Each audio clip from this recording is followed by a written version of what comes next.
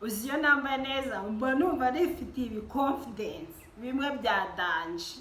Hello friends and families, aho muri hose mumeze neza. Ni umukobwa Ntuseye Dusemiya Aniston. Nagatse rero muri video nshyashya mbaza ngo mbazaniye iki. Niba uri mushyashya hano ndakwinginze ngo kora subscribe kandi kukazajya kari kurande kugira nzajya na uploadinga video uzajya uyibona mu wa mbere. Umunsi rero nabazaniye topic ivuga ngo ni ibiki bikubaho iyo wambaye neza. Ni ibiki bikubaho mbese iyo wambaye neza wumva umeze gute, wumva witwaye gute, wumva mu mutwe wawe bimeze bite. Tudatinze reka turebe ikintu cya mbere iyo wambaye neza kikubaho. Iyo wambaye neza rero uba wumva umeze neza, uba wumva nyine ufiringa good, wumva nta kibazo na kimwe ushaka kwiteza, uba wumva ari we muntu n'indwara niyo yazi itakwataka. Uzi iyo wambaye neza mucezame uba wumva mbese nta kintu cyakunyeganyeza. Rero iyo wambaye neza mbese nawe ubwawe uba ubyumva. Akandi kantu ka kabiri uba wumva bifite confidence bya danje. Hari n'abagenda bameze ngo n'amaboko adashaka no kwikoza, nta n'ikintu kimwe cyagira ute cyabakoraho, agenda nyine atikoraho nyine ngo ugende ubyumva mbese umva confidence uba wifitiye. Aha ndabibatuye, nizere ko nako kanyo iyo wambaye neza kajya kakubaho uba wumva ufite confidence, n'abantu bose baba bakugira icyizere, wabona uri smart mu mutwe. Mbese iyo wambaye neza confidence ziraniyongera nawe ubwawe ukabyumva mu mubiri wawe. Ikindi kintu abantu baba bakubona ufite ubwenge bwinshi, wabona ubisoma mu mutwe, wabona mbese uri wa danje nta kintu na kimwe utazi. Akandi kantu abantu babona uzi indimi zose ku buryo nk'umuntu umushyashya yaje nk'umunyamahanga muri quartier baza kuguhamagara ngo ujye gusemura kandi nta kintu na kimwe wiyizi. Umva bakakuzanira n'ikibangladesh ngo gisobanure kandi ntacyo uzi.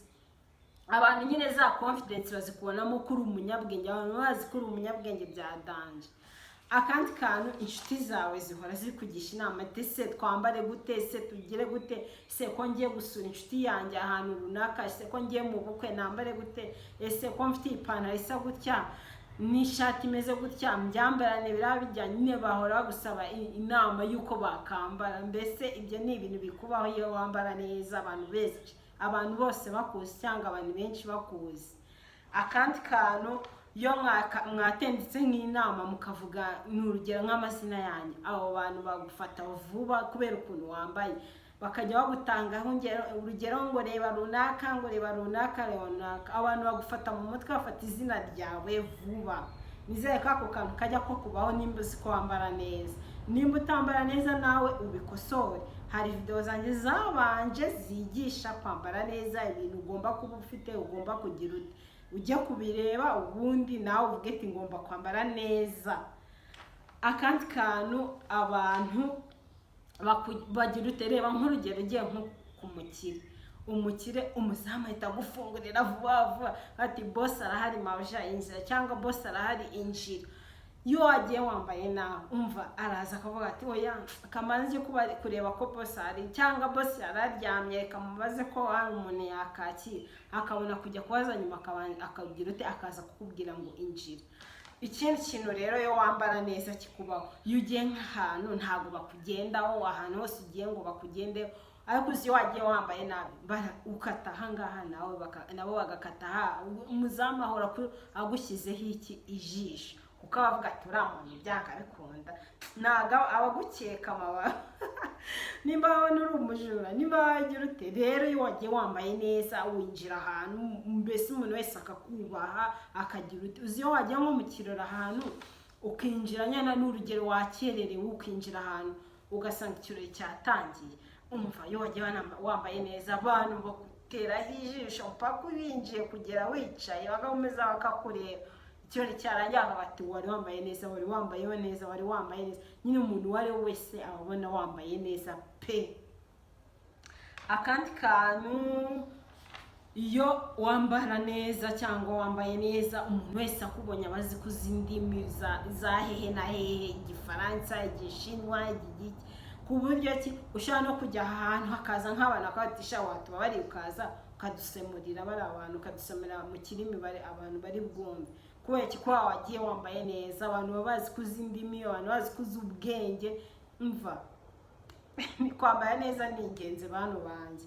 Akandi kantu, iyo wambaye neza abantu nyine uba ufite ishema mu bandi, biguhesha ishema mu bandi, uba wumva ishema ryawe. Nyine twige nyine kugira ishema mu bandi, kwa ko twambaye neza, kwa ko tugaragara neza, umuntu nagukeke ngo uri umujura. Abantu basiga agashakoshi hariya bahure bagashyizeho ijisho, ikintu kibure bavuga ngo ni wowe wagitwaye kwa kuntu waje wambaye. Nimba ugiye mu bantu ugerageza kwambara neza ku buryo baguha icyubahiro ukwiye, wo kugusuzugura kwa ko wagiye wambaye nabi. Twige rero kwambara neza bantu banjye nkunda. Uyu mwaka tugomba gusa neza byanga byakunda, tugomba gusa neza. naje nje kubaha ibintu by'ingenzi pe. Yewe umuntu basuzuguraga ngo wambara nabi, ngo yewe umuntu wasuzuguraga ngo uri umuturage, ibyo byose bicike. Ibi bintu nawe mvuze bigomba kujya bikubaho.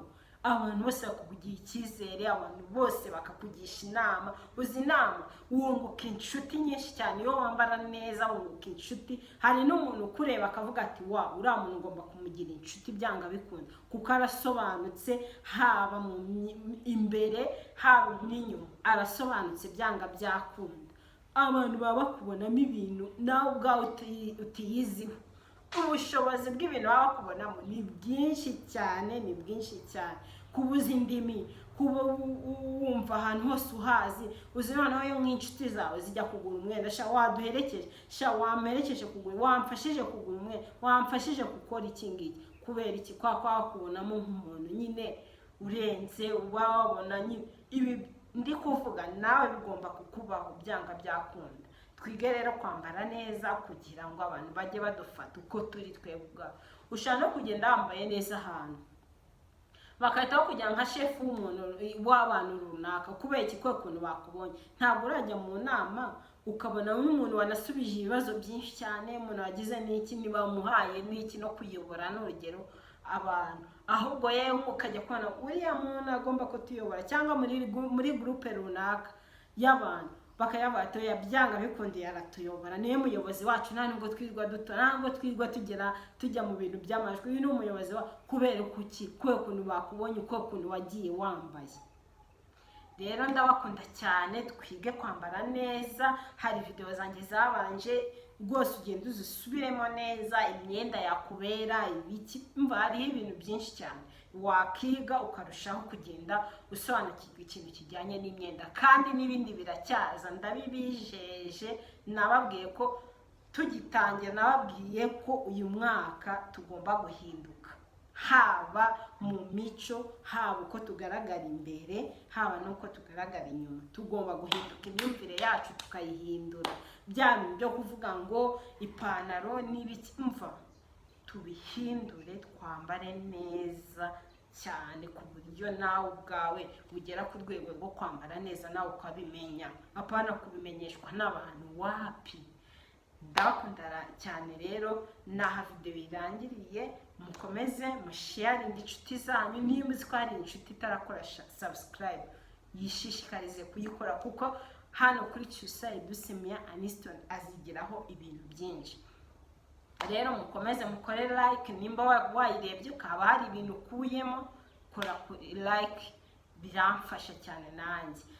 Nimba hari video ushaka ko nzagukoreraho, hari ikintu wumva ushaka kungukaho ubumenyi, andika muri comment iti ndashaka iki ngiki. Ko hari abantu banyandikira muri comment bakambwira ati uza dukore ku video kuri iki ngiki, nkayibakorera, kandi nuko hari ikintu abashaka kunguka. Kandi ndabakunda cyane, mukomeze mumfollowing kuri Instagram ni Cyusa Edoucemia Aniston, kuri TikTok nawe nshyiraho utuvideo nubwo aba ari dutoya, ariko tuba turiho inyigisho y'ibintu bijyanye na fashion, nyine ibintu bijyanye n'imyenda. Ndabakunda cyane rero, bye bye.